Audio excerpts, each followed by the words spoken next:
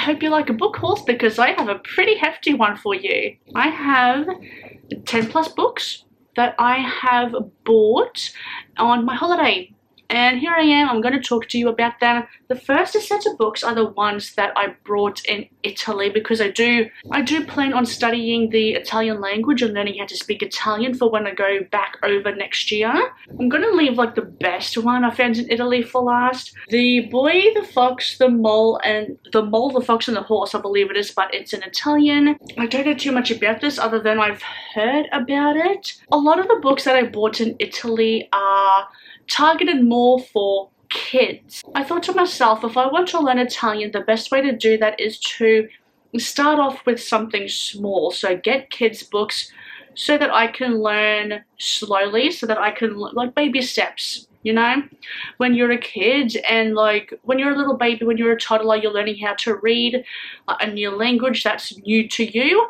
You start with kids books. This one, The Boy, the Mole, the Fox and the Horse, is one of them. I think the drawings will help a lot. I did not realize that the front cover has that. Isn't that just gorgeous? And I think the back has it as well. And that's what the back looks like. That's just bookmarks. Let me just put that down. That's what the back looks like. That is gorgeous. And all of these books here are from an Italian, like a little Italian town called Odorzo, I believe it's how you pronounce it.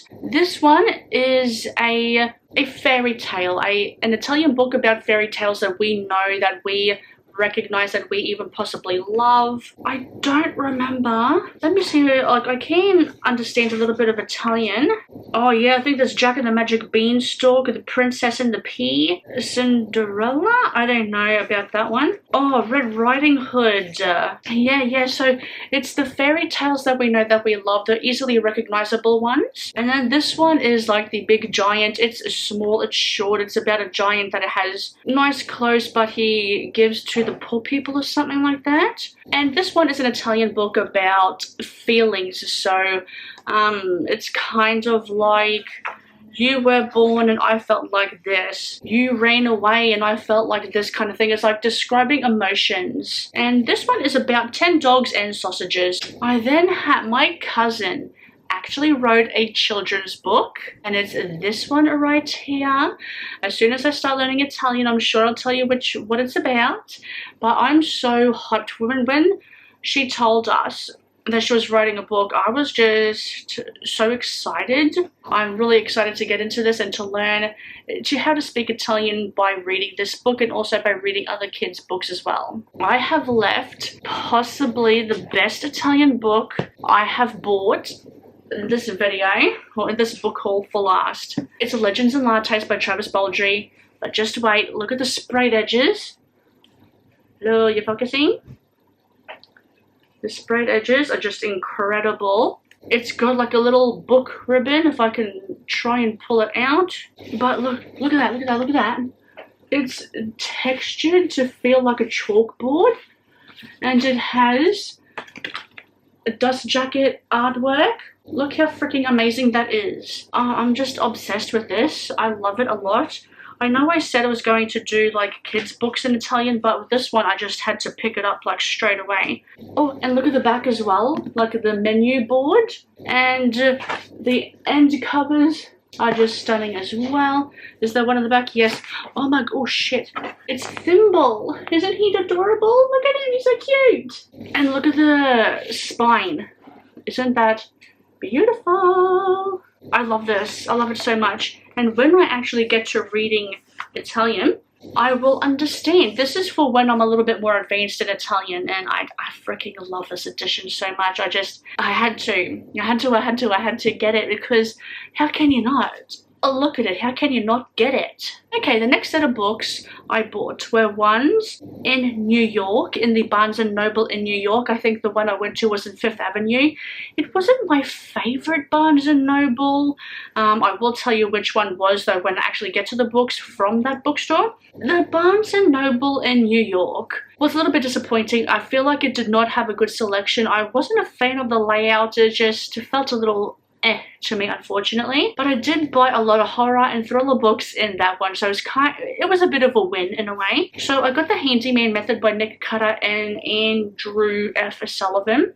It's a horror book about a fella that moves into a haunted house with his family, and he tries to do his own home renovation, like DIY stuff, and then weird creepy shit starts happening. It is an anticipated release of mine, and I have read one Nick Cutter book before. It's called The Deep. I really enjoyed it. I've heard mixed things about this one, so I'm a little nervous about it. I then have Horror Store by Grady Hendrix. I just love this edition. It's like a horror novel set in an IKEA store where creepy shit starts happening, and the formatting is told in an IKEA magazine. And I just love the design of the book. I just think it's like unique and amazing, and I can't wait to dip my toes into Grady Hendrix books. I then have Mary by Nat Cassidy. This follows a woman who is going through menopause and bad creepy stuff starts happening. There's a bit of a theme in this kind of section of the book haul where it's like all the creepy things happen to people.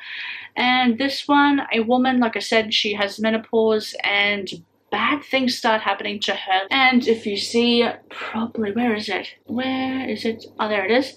You can see there's a hand. I can't tell on the camera. There's like a hand coming out. Oh, the chapters are nice and short. I love short chapters in a horror book and a thriller. Makes it go very quickly, makes it feel fast paced. Then I have Midnight is the Darkest Hour by Ashley Winstead. This one is like a cult, and I love cults. I don't know why they fascinate me in a way. Yeah, it's like a small town. A woman goes back. Ooh, actually, I'll read to you what it's about because it sounds very interesting. A killer haunts a small southern town, and two outcasts, the preacher's daughter and the boy from the wrong side of the tracks, holds the key to uncovering the truth. For fans of verity and to flicker in the dark, Midnight is the Darkest Hour is a twisted tale of murder, obsessive love, and the beastly urges that lie dormant within us all, even the God-fearing folk of Bottom Springs, Louisiana. In her small hometown, librarian Ruth Cornier, it has always felt like an outsider, even as her beloved father rains fire and brimstone warnings from the pulpit at Holy Fire Baptist. Unfortunately for Ruth, the only things the townspeople fear more than God and the devil are the myths that haunt the area, like the story of the Low Man, a vampiric figure said to steal into sinners' bedrooms and kill them on moonless nights. When a skull is found deep in the swamp next to mysterious carved symbols, Bottom Springs is thrown into an uproar, and Ruth realizes only she and Everett, an old friend with a dark past, have the power to comb the town's secret underbelly in search of the true evil. A dark and powerful novel like fans have come to anticipate from Ashley Winstead, Midnight is the Darkest Hour is an examination of the ways we expect love, religion, and stories to save us, the lengths we have to go in order to take back power, and the monstrous work of being a girl. And the monstrous work of being a girl in this world. That sounds bloody fantastic. I have not read an Ashley Winstead book, so this will be my first one from her, and I can't wait to get into it. It just sounds like everything I will love in a horror book or in a book in general. The last set of books that I have bought were in The Grove in Los Angeles, and there is a 3-story Barnes & Noble in The Grove, and I fell head over heels in love with it. It would have to be, like, I haven't been to a lot of Barnes & Nobles, but it would have to be my favorite Barnes & Noble. I love the layout. I love the selection of books that they had. It was just fantastic. Loved it. So the first one I bought in that one is the Dictionary of Obscure Sorrows. So it's a bit hard to define this book or to give it a plot because it's not really properly a book. In a way, it's like a little dictionary. The book defines new words for emotions that we all feel but don't have the language to express. By turns poignant and relatable and mind-bending, the definitions include whimsical etymologies drawn from languages around the world, interspersed with otherworldly collages, and lyrical essays that explore forgotten corners of the human condition. A truly original book, The Dictionary of Obscure Sorrows, is for anyone who enjoys a shift in perspective, pondering the ineffable feelings that make up our lives, which are far more uncommon than we think. Yes, I'm hyped for this one. I think I will love it, and it's a nice short little book. It's quick. It's literal, and there's pages like that. It is split up into different sections.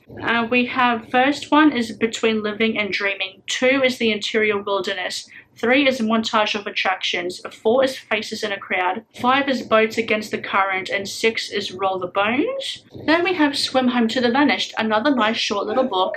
The hardcover is pretty basic, but the cover alone in this one really drew my mind, like it really drew my attention to it. This one's pretty much about grief. I think it's like another small town, I think. Yeah, a small town, and he becomes infatuated with this person, but I don't think things go right.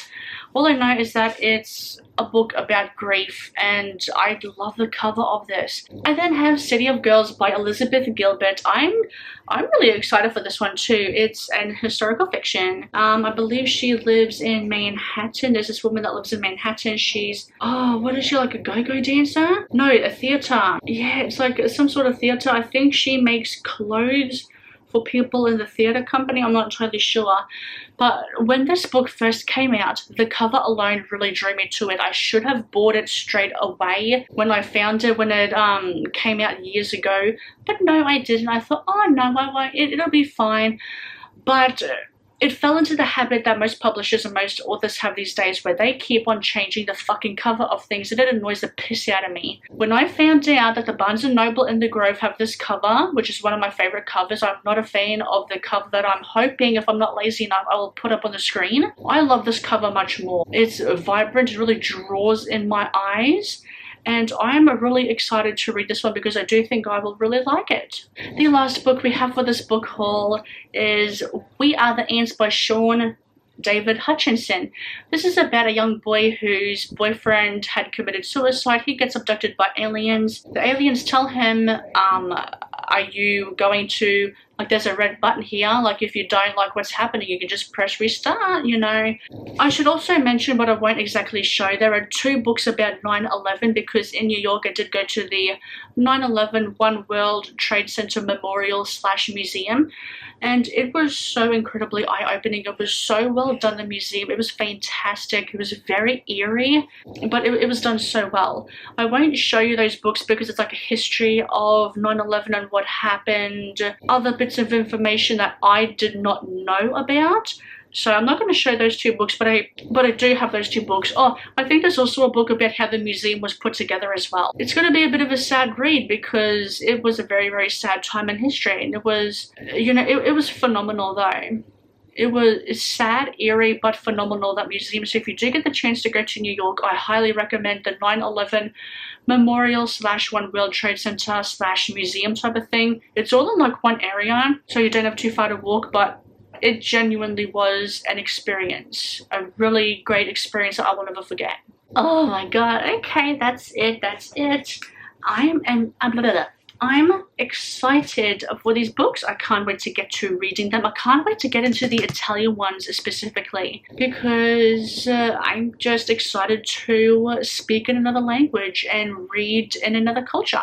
Especially, like, just, oh, it's so pretty. You can't tell me it's not pretty. Look at it. Love it, love it, love it. Because with the Italian books, I do know some words, like some words I can pinpoint and say, oh, this is what it's about. I don't know if I will actually put these Italian books towards my Goodreads goal during like the next few years or so. I don't know. I don't think I'll put those books towards my Goodreads reading goal. I think I'll leave that separate because it's more of a personal thing. All the books that I'm really, really excited for, a lot of the Barnes & Noble ones were books that I really find a struggle to get in Australia. Well, a lot of them aren't, but some of them are. Some of them are a bit of a struggle to get in Australia, so that's what I really focused on the Barnes & Noble books for. On the Barnes & Noble bookshops was just to find books that I really can't get anywhere else. I can with some of them, but you're on holiday, especially when you're in like a well-known American bookstore, you gotta spend money, you know.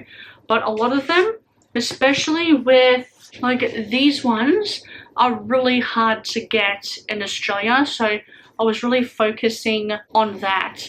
And I went, I conquered, I had a blast, and now it's just time to read everything. Thank you very much for watching, everyone. I hope you've enjoyed. Have you read any of these books? Please let me know, and I will see you in another video. Bye for now.